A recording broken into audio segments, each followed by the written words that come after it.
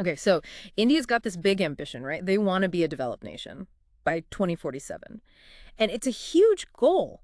But what's really interesting to me is how much climate change and the environment play into all of this. I mean, it's not just about economic growth, right? It's Yeah. got to be inclusive and it's got to be sustainable too. You hit the nail on the head. It's just not possible to talk about India's future without putting climate and environment front and center. It's not like they're side issues or something. They're tied in with everything. Economic stability, how well society is doing.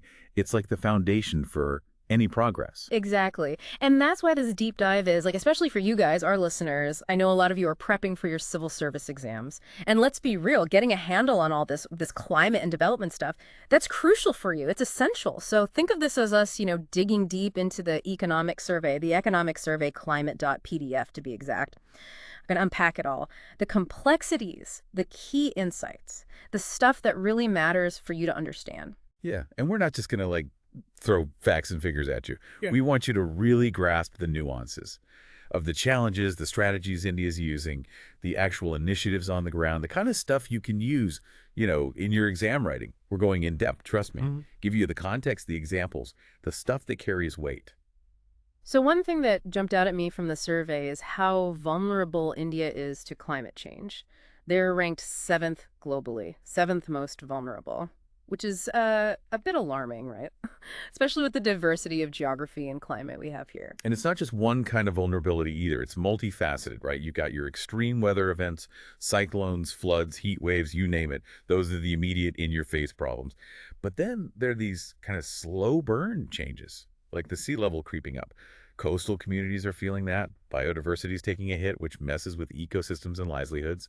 And water stress is becoming a real issue. It's like all these vulnerabilities are interlinked, and that makes things extra tricky for India's development. And it seems like India is starting to grasp the urgency. The survey shows that spending on adapting to these changes has gone up from 3.7% of GDP in 2016 to 5.6% in 2022. So they're definitely prioritizing resilience, right? Putting their money where their mouth is. Yeah, that's a good sign. It shows they're realizing that investing in resilience up front, it's not just, an environmental thing. It's an economic safeguard, too. It's cheaper to adapt than to deal with the fallout later. But here's the thing that really struck me. The survey points out that most of India's climate action so far has been funded domestically, like from our own pockets. And it says international climate finance is, and I quote, grossly inadequate. Yeah, and if you look at chart X.1 in the survey, it shows you how international finance is skewed towards mitigation, cutting emissions, which is important globally, don't get me wrong. But it leaves countries like India, who are super vulnerable, having to shoulder the burden of protecting themselves with their own money. And, we have other development needs too. So this financing gap, it's a bottleneck. We need to get creative here. Tap into private green finance, come up with innovative ways to get funding because honestly, after COP29, well, let's just say I'm not holding my breath for a huge change in international support. So that brings us to India's own plans. The MOE FCC, that's the Ministry of Environment, Forest and Climate Change, they're working on a national adaptation plan, a big plan. And they've already sent their initial adaptation communication to the UNFCCC. That national plan, it's a big step. It's about identifying what India needs to prioritize sector by sector and aligning that with, the sustainable development goals, that big global agenda. And the communication to the UNFCCC, it lays out the adaptation strategies, what policies we have, and what support we need, tech and money. It's basically India saying, hey, world, we're taking this seriously, but we need your help too. And one thing the survey makes super clear is there's no one-size-fits-all solution. It's all about tailoring those adaptation strategies to specific regions, recognizing that each region has its own vulnerabilities and context. Makes sense, right? Absolutely. I mean, look at India. It's massive and so diverse. The challenges those coastal communities face in Kerala, totally different from what's happening in Rajasthan or up in the Himalayas. You can't just copy-paste solutions. You need a nuanced approach based on local knowledge, on science. That's the only way to make adaptation work long-term. Now, let's zoom in on some specific sectors. Starting with agriculture, which is obviously huge for India, the survey emphasizes things like developing seeds that can withstand climate change, better groundwater management, improving soil health, and even tweaking those traditional cropping practices. Agriculture is our bread and butter, right? Right. But climate change is throwing a wrench in things. More heat stress on the crops, rain patterns are changing, extreme weather events are popping up more often. All of that affects yields. So these interventions, they're vital for our food security. We got to protect our farmers' livelihoods, and we got to make sure there's enough food for everyone. Then there's the urban sprawl. Cities are growing like crazy. And the survey talks about how the National Mission on Sustainable Habitat is trying to weave in sustainability and climate action into urban planning and investments. It's about time, right? Cities are these hubs of, well, everything. Yeah. But they can also be environmental nightmares if we're not careful. So it's great to see this focus on integrating sustainability. And it's not just talk. We're seeing concrete action. For example, the Adel Mission for Rejuvenation and Urban Transformation, AMUT, they've completed 785 stormwater drainage projects, which is a big deal because it reduces urban flooding. Then there's the over 2,400 parks, creating green space, and all these green mobility projects. Walkways, cycle tracks, 493 kilometers of them as of December 2024. Those are some serious improvements to urban life. And AMU 2.0 is doubling down on this whole sustainable urban development thing. Water security is a big focus, rejuvenating urban water bodies. Over 3,000 projects for that, covering a whopping 475 square kilometers, and increasing treatment capacity. Plus, they're working on reusing wastewater, aiming for a capacity of 1,437 million liters per day. Sure, only a handful of these projects were finished by December 2024, but the sheer scale of it all, it's impressive. And you know, I was reading Box X.1 about vertical gardens, which honestly I always thought were just like a pretty design thing, but it turns out they're much more than that. Oh, yeah. They're actually pretty ingenious. They can tackle a bunch of urban environmental problems, like the urban heat island effect. You know how cities are always hotter than the surrounding areas? Vertical gardens help with that. They provide shade and cooling. Plus, they absorb CO2, clean the air. Even the income tax department is getting in on the action, using waste plastic bottles to make these gardens. And they're thinking of adding guidelines for vertical gardens in the new building code, the Energy Conservation and Sustainable Building Code. That's coming out in 2024. That could really popularize them. Then you've got the Smart City Mission. They're taking a citizen-centric approach, focusing on making cities more livable, economically vibrant, and environmentally sound. And there's the Urban River Management Plan and the River Cities Alliance, working to clean up our rivers. Exactly. Healthy cities need healthy environments. The Smart City Mission gets that. They're not just thinking about buildings and roads, but people too. And the River Cities Alliance, with over 145 cities on board, they're realizing how important rivers are, not just for the environment, but for our culture too. Okay, let's move on to India's coastline. The survey stresses how important it is to have solid adaptation measures in place there. I mean, we're talking about a massive coastline, and the risks are real. Extreme weather and, the long-term threat of rising sea levels. No kidding. Over 7,600 kilometers of coastline. A huge chunk of our population lives there. Critical infrastructure, too. And they're in the line of fire, literally. Stronger cyclones, storm surges, those cause major damage. And then there's that sea level, creeping up slowly but surely. Erosion, flooding, people being displaced. We need serious adaptation strategies here to protect people and their livelihoods. And they're doing a lot of different things. Restoring mangroves, building seawalls, artificial reefs, even replenishing beaches. It's a mix of nature-based solutions and engineering. Mangroves are amazing. They're natural barriers against storms and erosion. They're also carbon sinks. Seawalls and reefs, they provide that structural protection. And beach nourishment, that's like giving the coast a little boost. Which one works best? Depends on the specific area and its vulnerabilities. Box X.2 talks about MIN-HTI. That's the Mangrove Initiative for Shoreline Habitats and Tangible Incomes. And it sounds like a pretty comprehensive program. It is. They get it. Mangroves aren't just good for the environment. They can benefit communities, too. MIN-HTI is aiming big. They want to restore over 540 square kilometers of mangroves across 9 states and 4 union territories over the next 5 years. And they're not stopping there. They want to create jobs, something like 22.8 million man-days of employment. Plus, boost carbon sequestration by 4.5 million tons. And get this, they're pulling funding from multiple sources. CAMPIT, MGN EVGA, working with state governments. It's a well-coordinated effort. As of November 2024, several states, Andhra Pradesh, Gujarat, Odisha, West Bengal, Kerala, Puducherry, have already received funds to restore over 300 hectares under the national campaign. And through all these different schemes combined, over 22,500 hectares are being restored across 13 states and UTs. It's a real nationwide effort. And then there's the project highlighted in Box X.3, Enhancing Climate Resilience of India's Coastal Communities. This one seems to focus on the people, the vulnerable populations, and taking an ecosystem-based approach. Yeah, because let's be real, it's often the most vulnerable who get hit the hardest by climate change. This project gets that.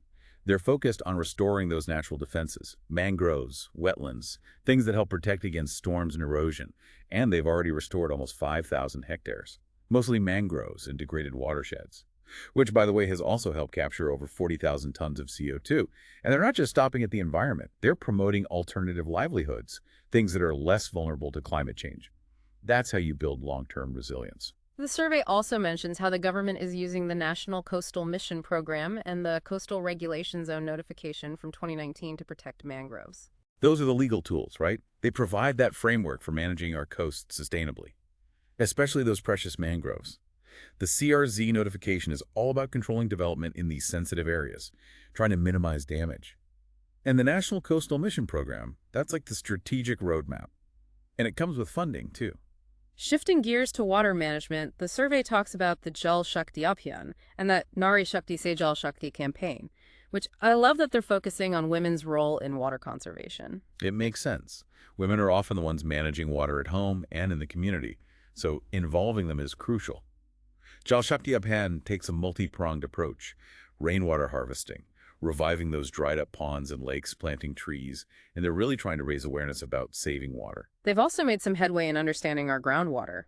The National Aquifer Mapping Project, NACIEM, has mapped over 2.5 million square kilometers. That's impressive. That's a game changer. Knowing where our aquifers are, what they're like, that's vital for managing groundwater sustainably.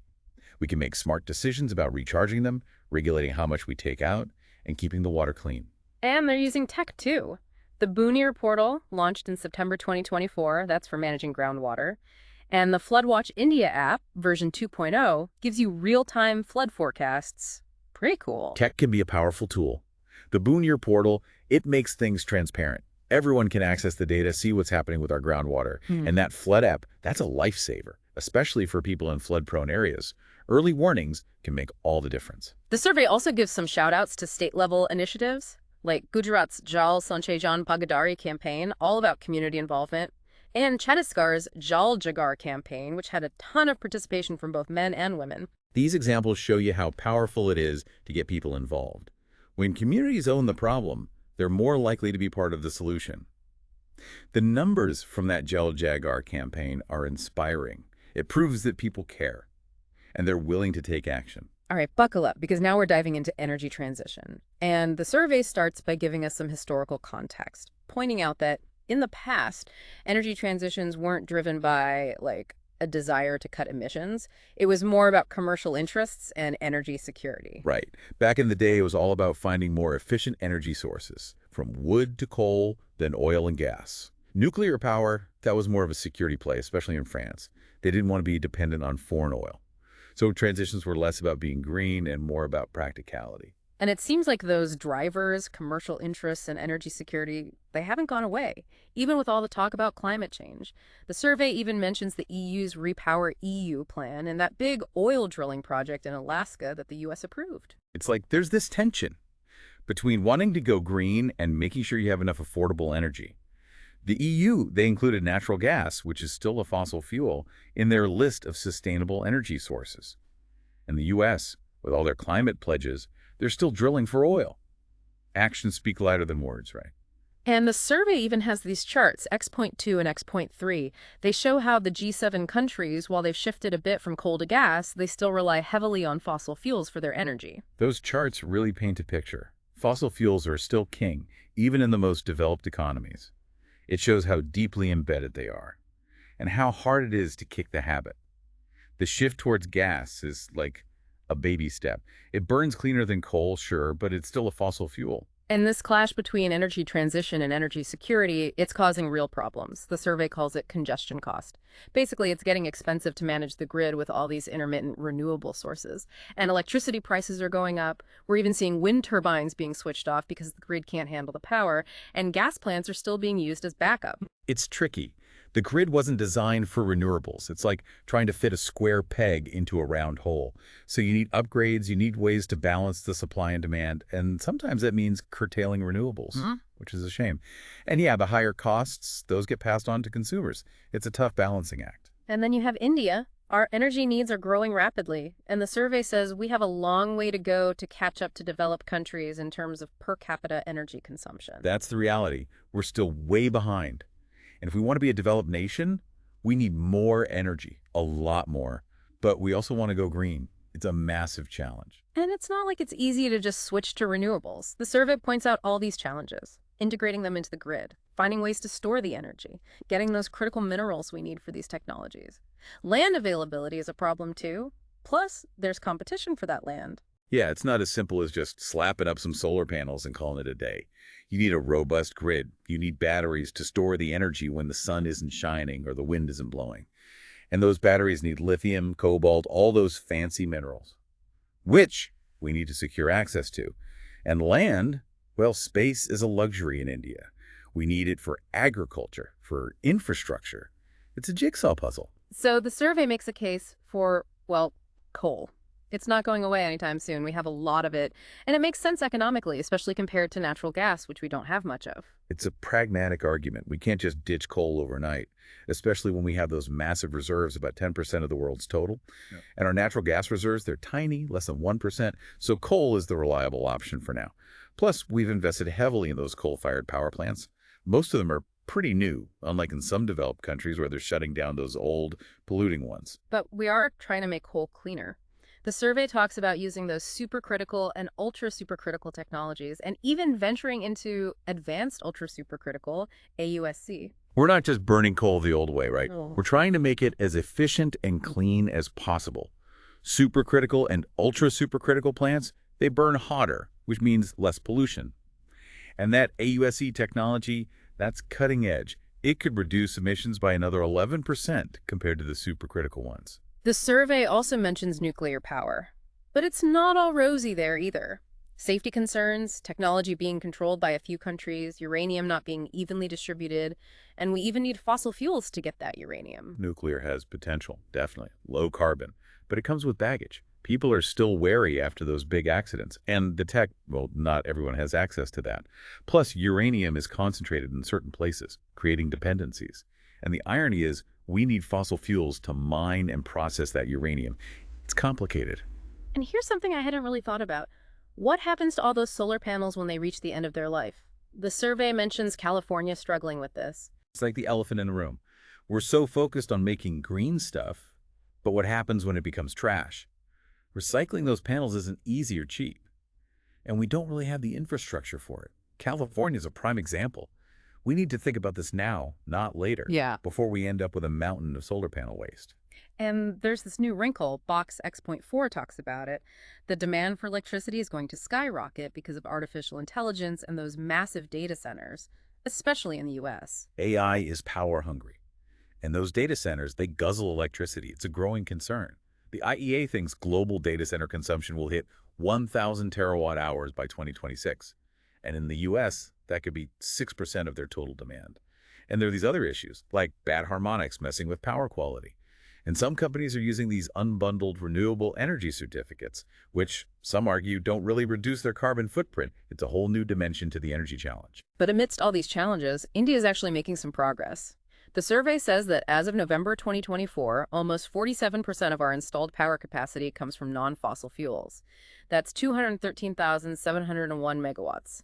And they're aiming for 50% by 2030. That's something to be proud of. We're diversifying our energy mix, and we're doing it fast. Hitting that 50% target by 2030, it's ambitious, sure, but we're on the right track. And it's not just about capacity. We're actually generating more and more electricity from these clean sources, almost 23% of the total in 2022-23. Renewables contributed 11.52%, hydro 8.81%, and nuclear 2.49%. Those numbers tell the real story. It's not just about building new plants. It's about them actually generating power. And they are. So we're making real progress towards a cleaner grid. And the government's not slowing down. The survey lists a bunch of new initiatives. There's the new solar power scheme for tribal communities, the PM Surya Ghar Yojana, aiming to get rooftop solar on 1 million homes. Then there's the push for offshore wind energy, with funding and infrastructure support. And the green energy corridor is being expanded to handle all that renewable power. It's a multi-pronged attack, reaching out to everyone, from remote villages to urban rooftops, tapping into new sources like offshore wind, and making sure our grid can handle it all.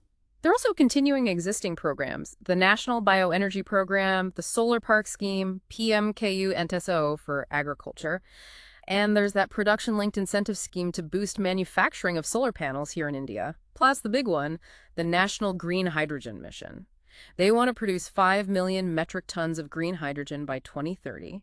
And then there's the CPSU scheme encouraging government entities to go solar. It's a full-court press. We're supporting a wide range of clean energy technologies. We're trying to build a homegrown industry, and we're aiming high with that green hydrogen goal. So what are the big takeaways from all this? The survey cautions against shutting down thermal power plants too soon. It's about being strategic, using our resources wisely, and leveraging technology, all with the goal of becoming a developed net zero nation. It's a balancing act, right? We can't just abandon reliable sources until we have clean alternatives ready to go.